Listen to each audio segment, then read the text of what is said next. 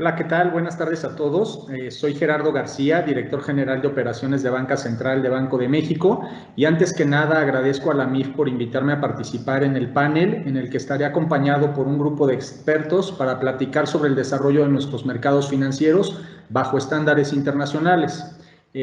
Para presentarles al panel, inicio por orden alfabético. Está Alex Aguilar, Pedro Arroyo, Javier Bernal, Salvador Covarrubias y Alejandro Félix.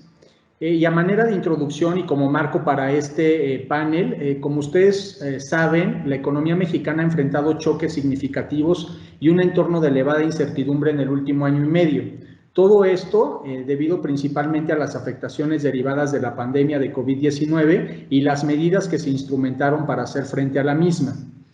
Cabe señalar que como respuesta a los efectos de la pandemia en nuestra economía y en nuestros mercados financieros, las autoridades y las instituciones financieras emprendieron una serie de acciones encaminadas a mitigar los impactos de la crisis. El Banco de México, por ejemplo, anunció una serie de medidas para proveer liquidez, fortalecer los canales de otorgamiento de crédito y promover un comportamiento ordenado de los mercados. Y todas estas medidas tuvieron algo en común, y eso fue la retroalimentación de los participantes del sector financiero. Ahora bien, recientemente las autoridades y estos participantes pasaron de un enfoque de coyuntura para atender los impactos inmediatos de la contingencia de salud a un enfoque de mediano y de largo plazo para desarrollar los mercados financieros y adoptar las mejores prácticas a nivel global.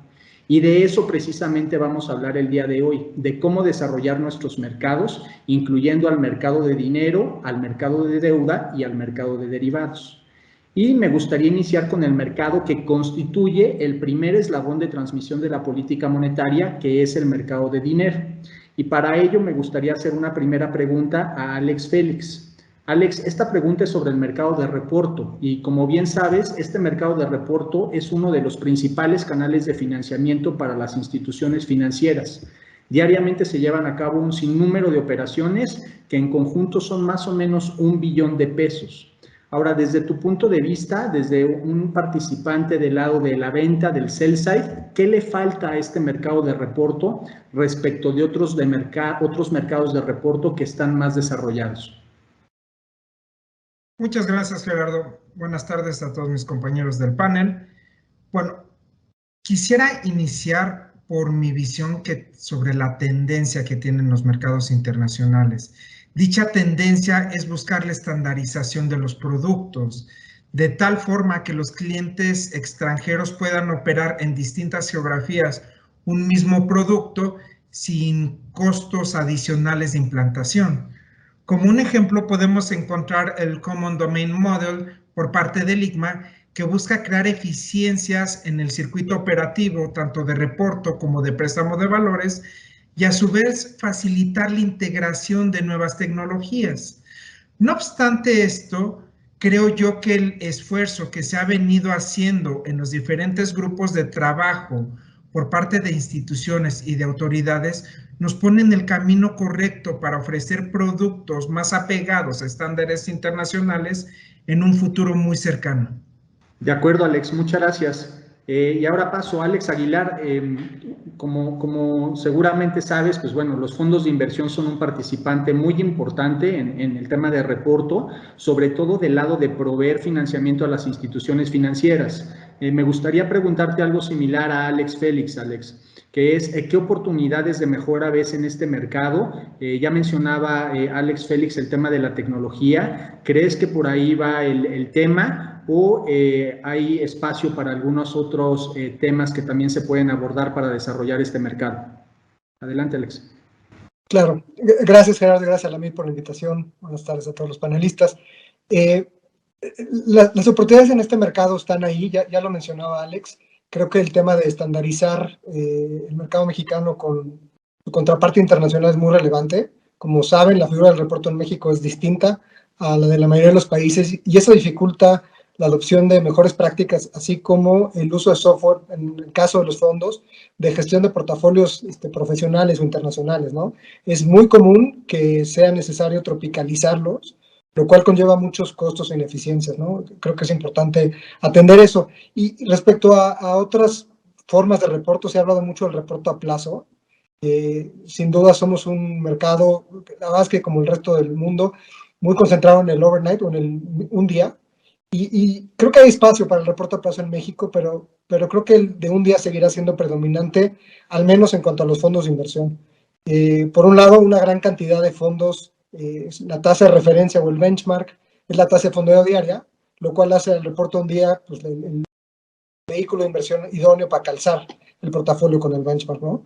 Y por otro lado, aún para fondos que tengan un benchmark como CETES, una tasa tal vez de mayor plazo, estos en la estructura del fondo típicamente ofrecen liquidez diaria a los clientes, ¿no? Entonces, a pesar de que podría ser necesario para calzar el balance del fondo o la estrategia del fondo un reporte a mayor plazo, el tema de la liquidez te obliga a tener un colchón de liquidez y eso no me queda claro que las potenciales ventajas de entrar a un reporte a plazo como pudiera ser una mayor tasa compensen los costos tanto de administrar garantías como de perder la flexibilidad de la liquidez del mercado de un día, ¿no?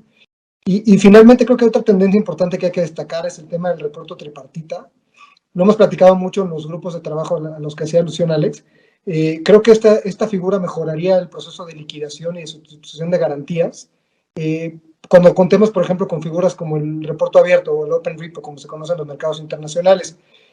Hoy, y ligado con la falta de homologación de estándares internacionales, la verdad es que se invierten muchos recursos humanos y técnicos para llevar a cabo estos procesos de liquidación que la verdad en otros mercados ya son prácticamente un commodity, como se dice habitualmente, ¿no? De acuerdo, Alex. Si quieres, déjame hacer una pregunta de seguimiento. Mencionabas, por ejemplo, que el tema de administración de colateral es algo que es muy relevante para las operaciones de reporto.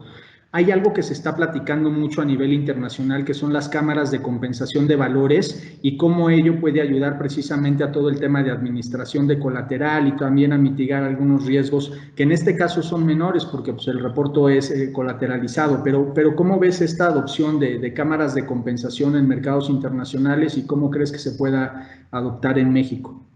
Sí, yo creo que todo lo que sea, digamos, descentralizar y profesionalizar varios aspectos de los mercados financieros, yo lo veo positivo, ¿no? El tiempo que se le dedica para hacer esos procesos administrativos dentro tanto del buy side como del sell side, me parece que se invierte, como ya dije, muchos recursos humanos y técnicos. El poderlo tener estandarizado y centralizado tendría muchas economías de escala, ¿no? El poder descansar en que hay un tercero, que si bien el riesgo, como mencionabas, es relativamente menor en términos del riesgo sistémico, la realidad es que el costo administrativo es muy, muy relevante.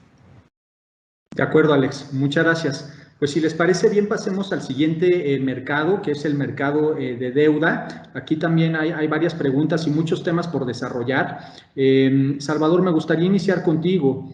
Tú sabes que nuestro mercado de deuda gubernamental es uno de los más desarrollados entre el conjunto de economías emergentes. Sin embargo, algunas medidas de liquidez y profundidad perdieron, digamos que se deterioraron un poco durante la pandemia y no han regresado a los niveles precrisis. Entonces, desde tu perspectiva de formador de mercado y con este enfoque estructural y de desarrollo de mediano y largo plazo, platícanos qué crees que necesita nuestro mercado para mantenerse continuamente como un mercado eficiente, competitivo y que siga siendo atractivo para inversionistas locales y extranjeros.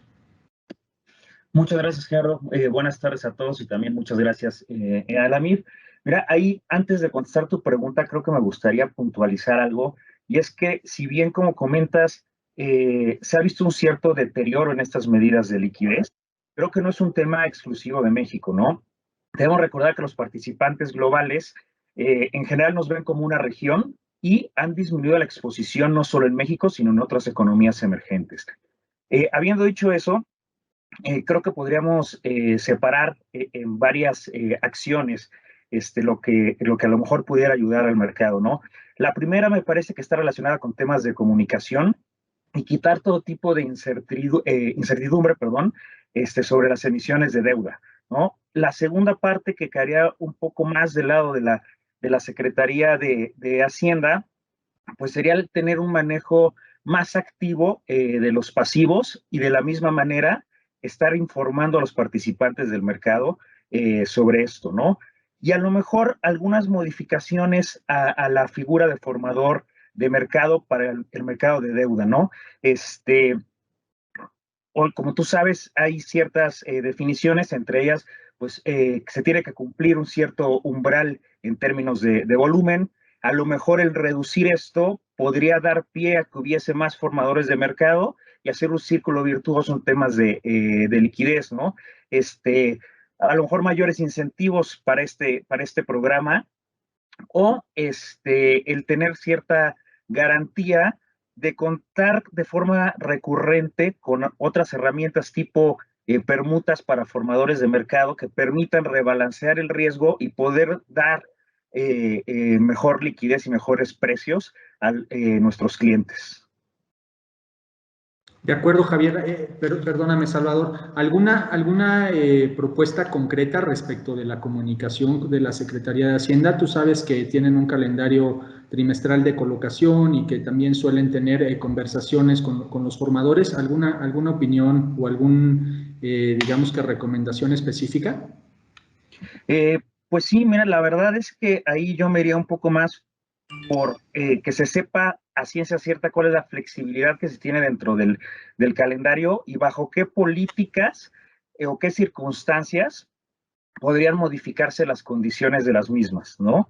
Es decir, el poder llegar a rayar una subasta o el poder asignar parcialmente, en fin, ese tipo de situaciones que a lo mejor, en especial de cara a los extranjeros, hoy en día no son tan fáciles de tener acceso, ¿no? De acuerdo, Salvador, gracias. Pues si quieren pasemos a otro de los mercados de deuda que sin duda es indispensable para el desarrollo de cualquier país, que es el mercado de deuda pero corporativa.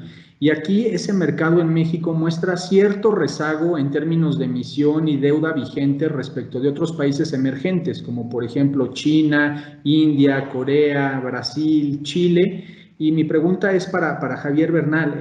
Javier, ¿por qué crees que está pasando esto? ¿Qué tanto hemos también avanzado en el desarrollo del mercado de deuda corporativa? ¿Y qué recomendaciones harías a las autoridades para acelerar el desarrollo de este mercado tan importante? Buenas tardes, Gerardo. Buenas tardes a todos. También aprovecho para dar las gracias en la participación en nombre de Grupo Financiero Monex en este panel. Muy interesante tu pregunta, Gerardo. Creo que tiene varias aristas y es muy importante el poder profundizar un poquito en las mismas. Bueno, primero, el mercado de deuda privada en México tiene un enorme potencial al solo representar hoy aproximadamente el 14% del mercado total de deuda local. Aún y cuando ha crecido en términos relativos versus sus peers en Latinoamérica, los países que mencionaste, en algunos otros emergentes más allá de la TAM, México tiene un enorme desafío en términos de algunos temas que están pendientes que puedan mejorar la estructura y el desarrollo de este mercado. Yo diría y centraría los retos en básicamente tres áreas. Diría que la primera es poder incrementar un mayor número de emisores. Como saben, el mercado de deuda privada, principalmente en seguros de largo plazo, está muy concentrado actualmente en las principales compañías AAA. Hay poco de los siguientes layers de las curvas de crédito y creemos que ese primer desafío es algo muy relevante. En un segundo plano, creemos que, bueno, también desarrollar algunos otros formatos, mayores plazos, algunos otros instrumentos, no nada más los seguros Ple Manila de largo plazo, creemos que también es relevante, sobre todo cuando se habla de la posibilidad de financiar infraestructura a través del mercado de valores, a través de estos instrumentos. Una tercera área que es muy importante en la cual hay que trabajar y podríamos decir que es lo poco líquido que es este mercado, y a veces el problema que hay en la formación de precios y por ende una evaluación que en algunos casos es no tan eficiente como se quisiera.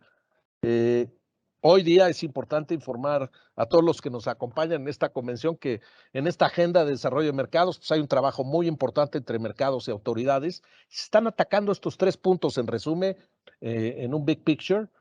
Hay bastante participación, no nada más del sell side, sino también del buy side, en este diálogo con las autoridades. Creo que los trabajos están centrados en impulsar medidas que puedan mejorar la estructura del mercado. Creo que una de las referencias importantes es lo que sucede en los países desarrollados, en donde, bueno, estamos viendo que hay algunas unos retos también, no nada más en los emergentes, sino en estos países donde en general el mercado de deuda, si bien es mucho más grande y mucho más sofisticado, también representa algunos retos, pero han podido gestar una infraestructura de mercado mucho más desarrollada. Y bueno, pues estamos en un análisis todo el tiempo de ver qué podemos importar, qué le va a México, qué podemos tropicalizar, y dentro de este análisis, bueno, estamos viendo que hay algunas acciones puntuales que podrían ser recomendaciones para las autoridades. Yo centraría 3 o 4 ideas en este sentido. La primera es que, bueno, pues que tenemos que entender muy bien cuáles son las barreras de entrada, hacer un análisis profundo del por qué nada más tenemos a las emisiones principalmente de las corporaciones más grandes de este país, AAA, y por qué no hemos llegado a atraer a nuevos emisores en otros sectores o niveles de tamaño de empresas en la economía. La segunda sería, bueno, pues es importante ver en otros países qué se está haciendo con respecto al poder atender los problemas de liquidez y la formación de precios. Por ahí hay una iniciativa que está en análisis en estos grupos de trabajo, que es desarrollar una figura de formadores de mercado. Creemos que esta iniciativa merece ser analizada y creemos que en algún momento el tener una formación de precios formal por algunas instituciones en algunas emisiones puede ser un atributo, un gadget importante que pueda mejorar la estructura de liquidez y de formación de precios en este mercado. Algo que también creemos que es muy importante es también todos estos mercados correlacionados, lo que es el préstamo de valores, el reporto y demás, que bueno, pues ya comentaron, estos mercados circundantes al mercado de deuda privada, en la medida que se desarrollen más, también le van a dar mucho mejor soporte al desarrollo de un mercado que todavía tiene un enorme potencial. Yo aquí me detengo y a tus órdenes. Muchas gracias, Javier. Pues si quieres, déjame seguir con este mercado, pero pasar a preguntar a Alex Félix, que Alex tiene el doble cachucha, ¿no? Pueden emitir, pero también a veces su institución funciona como agente colocador en el mercado de deuda. Alex, ¿qué propones para que este mercado sea más resiliente? Por ejemplo, el año pasado, cuando estuvo lo peor de la pandemia, sí fue un mercado que mostró mucho menor operatividad y que el proceso de descubrimiento de precios fue mucho más complicado. ¿Qué propones para que esto no ocurra? Qué pregunta tan interesante. Y yo creo que lo que pasó en la pandemia a futuro será un caso de estudio. En primera instancia, porque hasta antes de la pandemia yo creo que muy pocos o nadie vislumbraba el que la economía global pudiera estar congelada por un plazo tan grande como el que estuvo al inicio de la pandemia. Basado en esto, creo importante reconocer el magnífico trabajo que realizó el Banco de México al detectar esta problemática e implantar las facilidades de liquidez, que en este caso permitieron fondear posiciones de títulos corporativos, evitando así una venta masiva en directo, con un impacto desfavorable en los precios. Ahora bien, considero importante seguir trabajando, como lo venía comentando Bernal, en la evolución del reporto y el préstamo de valores. Y te voy a poner un ejemplo.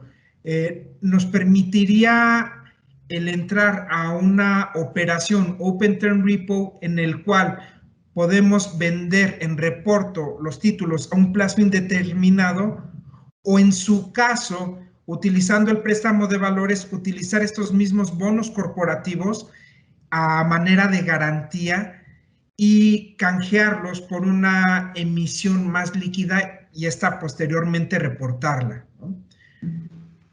Por último, yo creo que a medida de que las Afores cubran las necesidades temporales de liquidez con reporto, esto ayudaría en primera instancia a no afectar el desempeño de los portafolios de los ahorradores. En segundo lugar, evitaría las distorsiones en el mercado en términos de precios. Y tres, colaboraría a tener escenarios de liquidez un tanto más favorables, ¿no?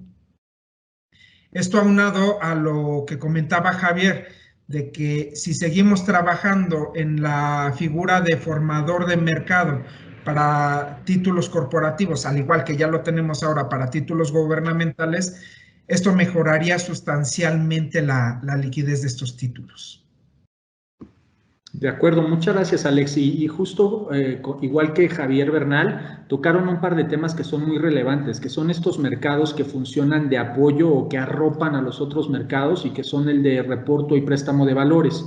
Y si quieren me enfoco un poquito en este segundo, el mercado de préstamo de valores, que sin duda sería muy importante desarrollarlo. Sin embargo, como que estos esfuerzos por desarrollar ese mercado pues llevan ya muchos años, llevan probablemente 15 años, y sobre todo entre participantes del sector privado, la verdad es que todavía se observa una operación limitada de préstamo de valores.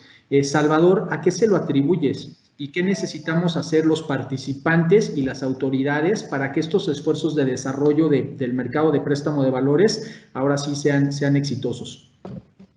Pues mira, Gerardo, ¿a qué se lo atribuyo? Pues principalmente yo te diría que a falta de autorizaciones o falta de sistemas por parte de aquellos inversionistas que puedan tener acceso a este mercado, ¿no? Sobre qué hacer, creo que lo partiría en dos grandes rubros, ¿no? El primero del lado de las autoridades, que pues proporcionen las condiciones adecuadas para el desarrollo de este mercado. Hoy, la verdad es que hemos tenido un apoyo importantísimo por parte de Banco de México, ayudando a coordinar esfuerzos con el resto de autoridades. Y creo que se han hecho avances muy importantes y quedan algunos pocos temas que si bien ya están avanzados, falta concluir, ¿no? Entre ellos se me viene a la mente el tema del tratamiento fiscal o la claridad en las valuaciones de aquellos bonos corporativos que a lo mejor no tienen la misma liquidez que un bono gubernamental, o el dejar abiertas algunas otras alternativas para el tratamiento en caso de incumplimiento. Y del otro rubro, más del lado de los participantes, que haya apetito y sobre todo apertura a nuevas formas de cobertura y la disposición o voluntad para invertir en los sistemas necesarios que sepan tratar estos productos, ¿no? Y finalmente, pues apuntar a eliminar paulatinamente otras modalidades de préstamo de valores, como puede ser el sintético a través de bonos, o inclusive la misma ventanilla de Banjico. Dejar que el mercado funcione por sí mismo me parece que podría atraer a más participantes, ¿no? Si quieres, déjame tocar este último punto, porque justamente son los formadores los que muchas veces utilizan más la ventanilla. Es un tema que sin duda da para mucho de qué hablar. O sea, en tu opinión, ¿cuál ha sido el papel de la ventanilla de préstamo de valores de Banco de México en el desarrollo de este mercado y en el apoyo que da al programa de formadores de mercado? Mira, ha sido muy benéfico, pero inclusive si tú ves los temas de costos, es más eficiente hacerlo con el mercado que hacerlo con Banco de México. Me parece que deberíamos pensar en esa facilidad como algo de segunda instancia y no que fuera nuestra primera herramienta para salir. Sin duda, te repito, ha sido de enorme ayuda, pero el tener la garantía o la certeza de que los tenemos a ustedes detrás puede mermar un poco el desarrollo del mercado privado. De acuerdo, pues sin duda algo que considerar y que dejas de nuestro lado, mi querido Salvador. Alex, déjame preguntarte algo sobre algo que comentaban hace unos momentos, el tema de reporto y de préstamo de valores como algo que ayuda a darle liquidez a los instrumentos. Hace un año se modificó la disposición para que los fondos de inversión pudieran reportar. Sin embargo, la verdad es que hasta el momento ha sido poco utilizado. ¿Cómo ves esta posibilidad de que los fondos reporten títulos para darles liquidez hacia adelante, sobre todo en un escenario pues, que vuelva a ser de inestabilidad en los mercados o de mayor volatilidad? Yo creo que fue bien importante, Gerardo. De repente necesitas tener las salidas de emergencia deseando no usarlas, ¿no? La verdad es que cuando tuvimos estas pláticas en lo más álgido de la pandemia, la verdad que había mucha incertidumbre, ¿no? Como saben, los fondos de inversión, más de 600 operados por más de 30 operadoras, pues tenemos un deber fiduciario con nuestros clientes muy claro, ¿no? Y gran parte de los fondos tienen ventanas de liquidez para los clientes prácticamente todos los días. Entonces, para nosotros era muy importante tener un un plan de salida para poder fondear esos retiros por parte de los clientes, y a diferencia de los jugadores no podíamos jugar el lado de los reportos del lado corto, ¿no? Que lo que te permitiría sería, digamos, hacer líquida tu portafolio, pero no deshacerte del portafolio, es decir, gozar de un préstamo a través del reporto de tus papeles, lo cual deja, digamos, intacta la cartera, y te permite rebalancear esa cartera con el tiempo y no en situaciones de estrés, ¿no? Hoy, antes de esa, digamos, de ese cambio en la regulación que yo creo que todos en la industria agradecemos, la única salida era salir a liquidar a como diera lugar los títulos para darle la liquidez a los clientes. Entonces, si bien, como bien dices, afortunadamente no ha sido muy utilizada, sí consideramos que es una pieza clave para, digamos, defender o poder defender este rol fiduciario que tenemos con los clientes. De acuerdo, Alex. Oye, y si quieres, déjame abusar y seguir contigo y hacerte una pregunta respecto del desarrollo de los mercados y de quiénes pueden participar en ese desarrollo. Porque generalmente cuando hablamos de un desarrollo de mercados de deuda corporativa, gubernamental, incluso de renta variable, como que muchas veces pensamos en que pues, las Afores y los fondos de pensiones son como el lugar a donde voltear a ver, sobre todo porque se espera que los activos bajo administración crezcan mucho, pero la realidad es que también los activos de los fondos de inversión han crecido de manera importante, ya representan el 11% del PIB, que si bien en términos comparables respecto a otros países quizá están por debajo en México, la verdad es que también esperamos que los fondos pues contribuyan a este desarrollo de mercados. En tu opinión, ¿qué podemos esperar hacia adelante de los fondos de inversión en términos de desarrollo de los mercados financieros? ¿Cuáles crees tú que sean las áreas de oportunidad más evidentes? Y platícanos si consideras que hay algún obstáculo para que más personas decidan utilizar esta figura para su ahorro voluntario. Gracias, Gerardo. Claro. A ver, para llevar a cabo este rol fiduciario al que hacía referencia en la pregunta anterior, pues es fundamental que los mercados financieros funcionen y funcionen bien. De ahí el interés de los fondos por participar, y por eso somos activos participantes en todas estas iniciativas que ha liderado el Banco de México para modernizar nuestros mercados, ¿no? Respecto a las áreas de oportunidad más claras, en donde creo que los fondos tienen una ventaja competitiva, está sin duda el mercado de deuda privada, el reporto, creo que somos de los jugadores más importantes en el mercado de reporto, y el préstamo de valores y derivados. En los primeros dos, como dije, creo que ya estamos jugando un rol importante. Para el tema de préstamo de valores, y un poco haciendo eco de lo que decía Salvador, para nosotros, gran parte de nuestros clientes son personas físicas. Entonces, hay un tema de la necesidad de un cambio fiscal respecto a la retención del ISR, para que ese mercado pueda arrancar, al menos para las personas físicas, ¿no? Sin entrar en muchos detalles técnicos, en la medida que ese pendiente no se resuelva, el mercado de préstamo de valores, en donde atrás el cliente final es una persona física, simplemente no da, ¿no? O sea, no va a dar por la naturaleza de la restricción fiscal, ¿no? Entonces, es algo que hemos pedido ya desde hace mucho tiempo, hablamos de 15 años buscando descentralizar este mercado, y esperamos que ahora con el apoyo de las autoridades, en especial del Banco de México, podamos lograrlo pronto, ¿no? El préstamo de valores es una pieza fundamental para el desarrollo del mercado en general de deuda, ¿no? Y respecto a los obstáculos para que más personas entren en la industria de fondos, creo que hay un par de aspectos. Hay un tema de educación e inclusión financiera en el que estamos trabajando para pues difundir la idea de que para invertir en fondos no se necesita un gran patrimonio ni conocimientos técnicos avanzados, ¿no?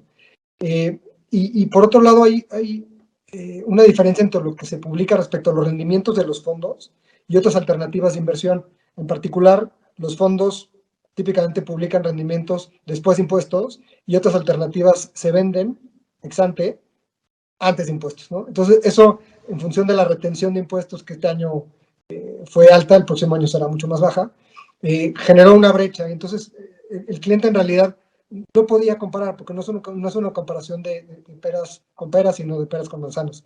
Entonces, también estamos trabajando activamente para poder revelar rendimientos comparables y así contribuir a que los clientes pues tomen mejores decisiones.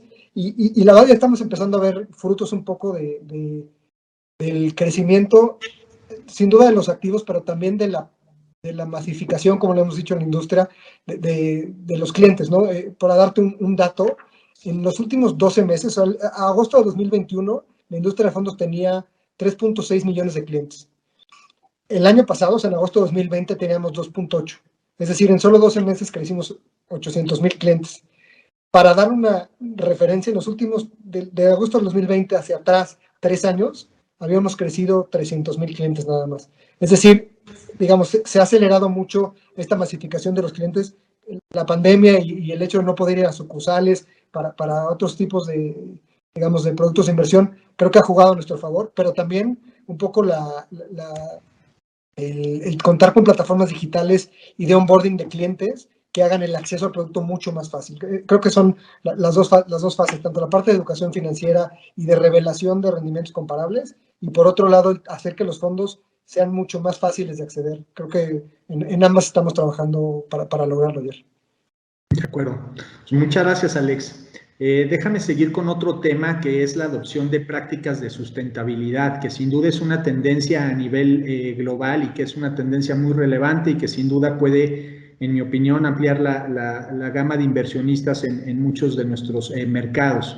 La pregunta es para Javier. Javier, ¿cómo podemos las autoridades y los participantes del mercado impulsar justo esta adopción de mejores prácticas de sustentabilidad y también incluir criterios de gobernanza e impacto social en nuestros mercados? Me parece muy interesante la pregunta, Gerardo. Creo que es importante compartir con el público el proceso en el cual está México en cuanto a lo que es la internalización de los factores ASG, ambientales, sociales y de gobernanza, en inglés ESG. Es un proceso que va muy bien. Creo que ahí hay importantes logros que mencionar. El trabajo que se da hoy día en una agenda sistémica entre mercado y autoridades, la verdad es que ha tomado muchísimo dinamismo. Este mercado tiene 3 o 4 años internalizando estos nuevos factores, no nada más desde el punto de vista de los emisores, sino también en los inversionistas. Y bueno, pues todo esto de alguna manera refleja la velocidad con la que se están adoptando estos criterios y mejores prácticas a nivel internacional. Creo que una de las representaciones muy puntuales que quisiera yo compartir es el desarrollo del mercado de bonos etiquetados, bonos verdes, sociales y ambientales, que más adelante platicaremos un poco al respecto, pero bueno, creo que el tema central de este nuevo, digamos, esta nueva práctica que hay a nivel internacional es que estos bonos temáticos segregan los fondos para poder apoyar o financiar y movilizar capital a actividades que tengan un impacto positivo en el ambiente, en la sociedad y con mejores prácticas de gobernanza. Entonces, creo que esta adopción de estándares internacionales, no nada más que la estamos viendo ya en el ámbito de los emisores, sino también lo que significa el estándar más adelante conforme va viviendo el bono, su vida. El reporteo es un tema central. El uso y aplicación de recursos no nada más se dice en un brochure al inicio de una colocación, sino que año con año se le va a dar seguimiento a estos reportes por parte de los emisores de qué hicieron con los recursos. Y esto, la buena noticia es que va a venir en un formato de mejores guías y estándares a nivel internacional. Se toman estos estándares a nivel internacional para poder hacer estos reportes año con año. Y bueno, pues creo que es una gran noticia lo que estamos viendo en este frente, Gerardo. De acuerdo, Javier, muchas gracias. Pues si quieren, una vez cubierto el mercado de deuda, pasemos a otro mercado que sin duda ha ayudado al desarrollo de otros mercados, incluyendo el de deuda que acabamos de mencionar, que es el mercado de derivados. Pedro, no me había olvidado de ti, yo sé que tú eres el experto en derivados, entonces ahí un par de preguntas. La primera es que el desarrollo del mercado de derivados en México, como ya mencioné, ha ayudado a dar liquidez y ha ayudado al proceso de descubrimiento de precios en varios mercados. Sin embargo, algo que sí llama la atención es que el mercado se ha desarrollado más el over the counter que los mercados estandarizados. ¿A qué se lo atribuyes y cómo podemos dar un nuevo impulso al mercado de derivados estandarizados en México? Gracias, Gerardo. Gracias a la MIB y buen día a todos los panelistas y a toda la audiencia. Pues mira, una constante en el desarrollo de un mercado de derivados, sin duda, es poder satisfacer la necesidad de gestión, administración y cobertura de los portafolios de cada uno de los participantes. Y permíteme poner especial énfasis en clientes finales, y en ese sentido me permitiría yo citar los resultados de una encuesta que, para conocimiento de la audiencia, pues un ejercicio de diagnóstico que hizo la MIB hace algunos meses en coordinación con otras asociaciones como la ABM, la Amafore, AMAI, AMIS, etcétera, donde los puntos de coincidencia en las áreas de oportunidad del desarrollo de un mercado de estandarizados se centró en 4 vertientes. Una de ellas es un número suficiente de participantes, es decir, buscar tener un número alto de participantes. Promoción y difusión, que ahí puede ser muy amplio, pero sin duda busca verlo desde varias aristas, ¿no? Desde las mismas bolsas, los mismos bancos, casas de bolsa, etcétera, etcétera. Un mercado que cuente con posturas en firme y que obviamente todo esto contribuye y desarrolle un mercado de derivados listado con mucha liquidez, ¿no? Me parece que el mercado de derivados estandarizados justo está en una etapa en donde puede ser un complemento ideal del mercado de derivados over the counter. Al menos en México, me parece que el mercado se desarrolló y creció en la parte de OTC y está en una etapa de maduración donde ya creció, ya se desarrolló, y ahora estamos en una etapa donde podríamos identificar algunos productos derivados que se podrían beneficiar, ya sea de nacer directamente en el mercado over the counter o de venir a complementar con las bondades que tiene un mercado estandarizado, es decir, con las bondades de ser un mercado con transparencia de precios, con un riesgo de contraparte avalado por una cámara de compensación, e incluso donde aporta un mayor nivel de vigilancia y observancia, no solamente para los participantes, sino para los reguladores. Entonces, en ese sentido, yo diría que el estudio que menciono fue un buen punto de partida de la agenda que se ha venido desarrollando y atendiendo entre autoridades, gremios y participantes del mercado en general, en donde estamos abordando temas de derivados sobre nuevas tasas de referencia, productos que por cierto están naciendo en primera instancia en un mercado listado. Nos estamos cuestionando y a raíz de esta experiencia que han comentado mis compañeros, si hace falta una figura de formador de mercado exclusiva para el mercado de derivados que pueda robustecer el ecosistema actual. Es decir, justo estamos en el punto donde empezar a atender estos temas con objetivos muy claros y que se está haciendo ahorita en estos tiempos. Y yo creo que estoy seguro que con esta atención muy clara en estos puntos y tomando en consideración los resultados del estudio que mencioné, puedan dar frutos en el mediano y largo plazo, ¿no? Ese básicamente sería mi comentario, Gerardo. De acuerdo, Pedro, muchas gracias. Y si quieres, nada más una pregunta de seguimiento. Tú sabes que en todos estos grupos de trabajo hemos venido haciendo o materializando algunas iniciativas y proyectos, uno de los cuales tiene que ver con derivados de crédito, en particular Credit Default Swaps y Total Return Swaps. ¿Cómo crees que ayudan estos dos vehículos, CDS y Total Return Swaps, al desarrollo de los mercados locales? Muchas gracias. Pues mira, es un tema muy relevante y que, por cierto, también se incluyó en la encuesta, el diagnóstico de mercado que estoy mencionando. Y bueno, en ese sentido, creo que los resultados fueron muy contundentes. Por ejemplo, déjame compartirte, poco más del 40% de la totalidad de los participantes encuestados indicó que cuentan con límites establecidos para la medición y monitoreo de riesgo emisor. Y por otro lado, el 16% de las entidades se cubren sin utilizar productos derivados o bien no lo gestiona o hace alguna cobertura de este tipo de riesgos. En esta encuesta, recordar que tenemos bancos, grupos financieros, casas de bolsa, operadoras de fondos, afores, etcétera. Y bueno, en ese sentido, me parece que el apetito que tiene el mercado y la observancia que el regulador está poniendo para el desarrollo de estos dos productos, o más bien para abrir la cancha y poder tomar en cuenta la visión de todos los participantes para que los Credit Default Swaps y los Total Return Swaps sean productos que vengan a complementar esa necesidad de gestión y de administración de riesgos crediticios, me parece que va a ser muy importante y muy relevante. De acuerdo, muchas gracias, Pedro. Pues si les parece bien, pasamos a otra sección o a otro tipo de preguntas. Aquí les voy a pedir, por favor, que todos seamos un poquito más breves para aprovechar lo máximo el tiempo. Son preguntas con un enfoque más prospectivo y que tienen que ver con tendencias y los retos para nuestros mercados hacia adelante. Salvador, por favor, completa la siguiente frase. el principal reto del mercado de deuda gubernamental en México es, ¿cuál es tu opinión?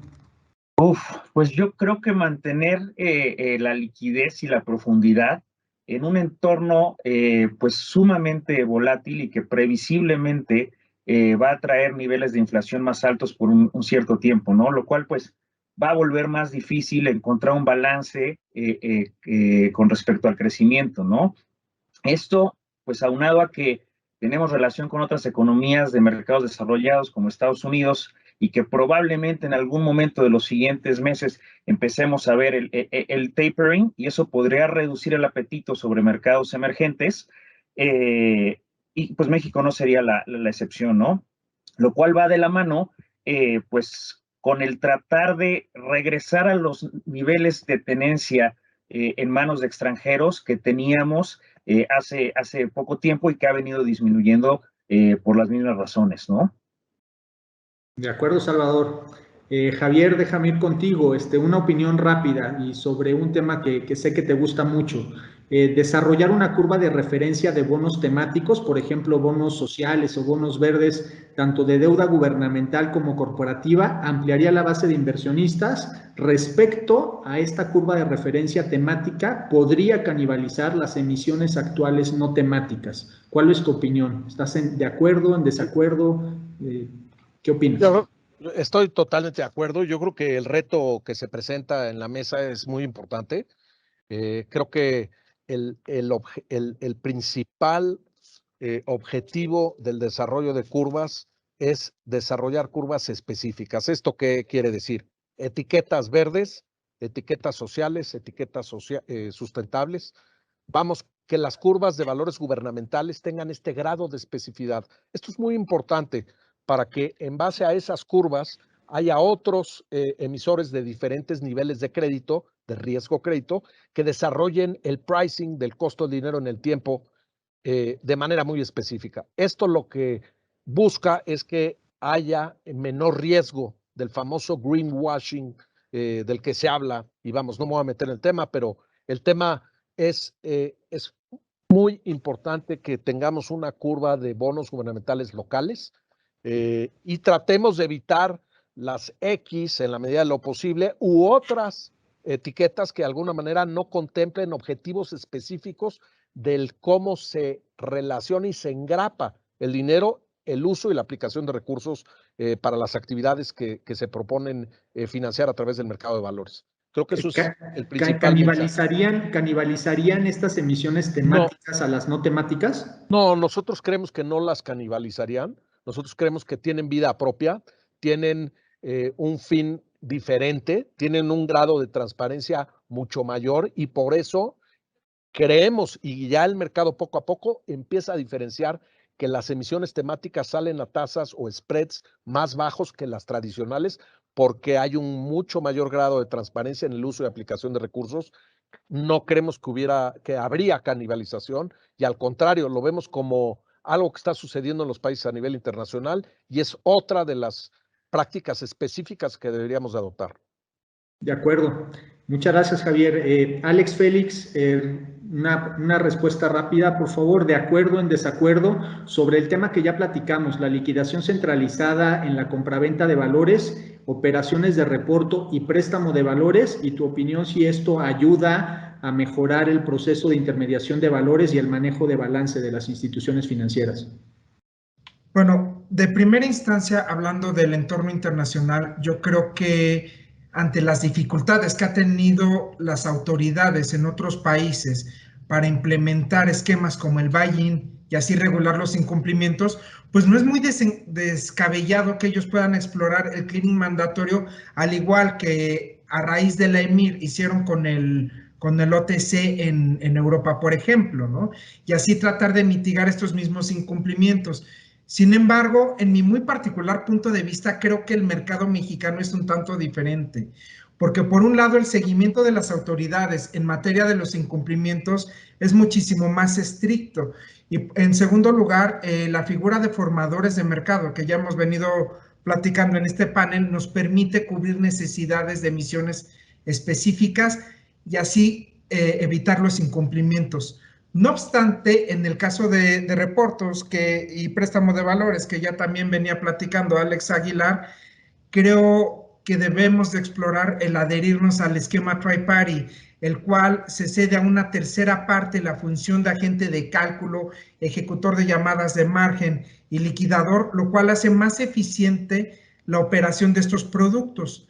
Pero ojo aquí, esto no implica que tenga que ser una contraparte central. Podría ser algún otro profesional o alguna otra fuerza de mercado que pudiera cumplir esta función, ¿no? Y para concluir mi respuesta, más allá de estar a favor o en contra del uso de las contrapartes centrales, particularmente el caso de deuda, creo que hace falta evaluar a más detalle tanto los costos como los beneficios que le traerían, primero que nada, a cada una de las instituciones, al mercado y al gran público inversionista. Esto con el fin de no encarecer la operación y que realmente tuviera un valor agregado, ¿no? Creo yo que lo último que quisiéramos ver es una operativa en la contraparte central que sea más cara y que tenga poco valor o cercano a nulo, ¿no? De acuerdo, Alex. Del lado de las autoridades le vemos muchas virtudes a la liquidación centralizada, pero pues bueno, ese será un tema de otra discusión. Alex Aguilar, ¿de acuerdo o en desacuerdo? La industria de fondos de inversión, tanto en México como en otras jurisdicciones, debe ser más regulada para evitar que haya un descalce entre la liquidez que el fondo ofrece a sus clientes y los activos en los cuales invierte. Totalmente desacuerdo, Yuli. La realidad es que los fondos en México son ampliamente regulados y en particular el descalce al que te haces referencia está explícitamente mencionado en las reglas de operación de cada uno de los fondos y en su prospecto tienen que revelarlo. Y no solamente me tomes la palabra que estoy en desacuerdo. La realidad es que si ves el desempeño de los fondos, de los más de 600 fondos que hay en este país durante la crisis, yo no conozco uno que haya tenido problemas o que haya tenido necesidad de rescate. Hablábamos un poco de la facilidad de reportos que ahora está autorizada en la ley. La verdad es que prácticamente no se usó y eso, o sea, no se usó porque no fue necesario. Es decir, creo que los fondos están manejados en México por profesionales y cada vez, digamos, son certificados y cada vez son más profesionales y atrás hay comités de inversiones y digamos, la transparencia de la información de los fondos creo que ningún otro participante del mercado en México lo tiene. Entonces, creo que hay una disciplina interna, pero también hay un mecanismo de disciplina externa al ser tan transparentes lo que hacemos y lo que hacemos para nuestros clientes. Y eso hace que pues, nos tengamos que portar bien y cuidar mucho este error fiduciario al que hacía alusión en preguntas anteriores. De acuerdo, Alex. Si quieren, última pregunta de mi lado. Pedro, rápido, nada más para completar la frase. Sobre la transición de la tasa LIBOR a nuevas tasas de referencia, en México el éxito de esta transición depende de... Mira, la adopción de las nuevas tasas de referencia es ya una nueva realidad. En ese sentido, creo que México está en una posición muy conveniente, porque por un lado tiene la oportunidad de aplicar las mejores experiencias internacionales y por otro lado, con la integración del grupo de tasas de referencia que se ha adoptado y que se ha sesionado y trabajado en difundir al mercado los pasos siguientes en México, en mi opinión, un paso muy importante que ya se dio fue la parte de la implementación legal y contractual, que está prácticamente lista, y el éxito de la transición estará basado, por un lado, en la difusión que le den los intermediarios a los clientes finales, la capacidad de tener sistemas de derivados, deuda y productos bancarios adaptados a estas nuevas tasas de referencia y una buena coordinación respecto de los avisos y lineamientos que la autoridad pudiera emitir para culminar esta transición. Ese era mi comentario. Gracias. De acuerdo, Pedro. Y pues bueno, con esto llegamos al final de las preguntas que yo quería hacerles respecto al desarrollo de mercados. Como puede ver la audiencia, la agenda de desarrollo es amplia, es ambiciosa. Las autoridades y el sector privado estamos trabajando en ella para lograr que nuestros mercados sean líquidos, profundos, resilientes y que se conviertan en lo que deben ser, en un motor de crecimiento y desarrollo en nuestro país. Yo sé que estamos sobre el tiempo. Me gustaría saber si alguno de los panelistas tiene un último comentario. ¿No? Yo nada más, Gerardo, en nombre de la AMIB, agradecer y reconocer este trabajo de las autoridades, tanto el Banco de México como la Comisión Nacional Bancaria de Valores, la misma Secretaría de Hacienda y Crédito Público. Creo que esto no podría ser posible, el tener esta agenda que sin duda alguna va a cambiar la estructura del mercado. Agradecerles todo el tiempo porque hay mucha inversión en este proceso y simplemente agradecerles todo su entusiasmo y compromiso ante este desarrollo que bien mencionas. No tienes nada que agradecer, Javier. Y finalmente, me gustaría hacer una mención especial a Javier Alvarado Chapa, director general de Casa de Bolsa Monex, quien desafortunadamente falleció hace algunos días. Javier es un hombre brillante. Además de esta serie de virtudes extraordinarias, era una persona súper comprometida con el desarrollo de los mercados en nuestro país. De hecho, él fue uno de los grandes impulsores de la agenda que se discutió hoy en este panel.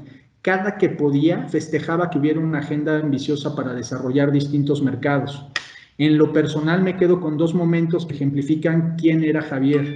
El primero, cuando recién asumí la dirección general en Banco de México, se acercó en una de varias reuniones y me dijo: sé que llevas poco tiempo en los mercados locales, yo ya llevo más kilómetros y estoy para lo que necesites. Y eso habla de la disposición de Javier para siempre ayudar a las personas. Y el segundo momento ocurrió cuando yo ya había constatado el valor de la participación de Javier en cada uno de los foros en los que participaba.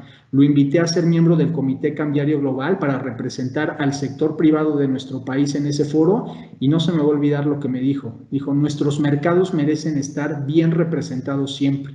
Cuenta con mi apoyo en todo momento. Y lo cumplió. Siempre fue participativo, comentarios puntuales, agudos, inteligentes y sin duda una voz con autoridad entre muchos de nosotros. Ese era Javier. Deja muchos amigos, deja aprendizaje, deja su inteligencia y su contribución al desarrollo de los mercados. A nombre de los que estamos aquí en este panel y de muchas otras personas que tuvieron el privilegio de conocer a Javier, nuestras más sinceras condolencias a sus familiares y amigos. A ti, Javier, un fuerte abrazo en donde quiera que estés. Estoy seguro de que seguirás presente de muchas maneras. Muchas gracias a todos y buenas tardes. Hasta luego. Buenas tardes. Hasta luego, buenas tardes. Hasta luego, buenas tardes. Muchas gracias. Hasta luego. Muchas gracias.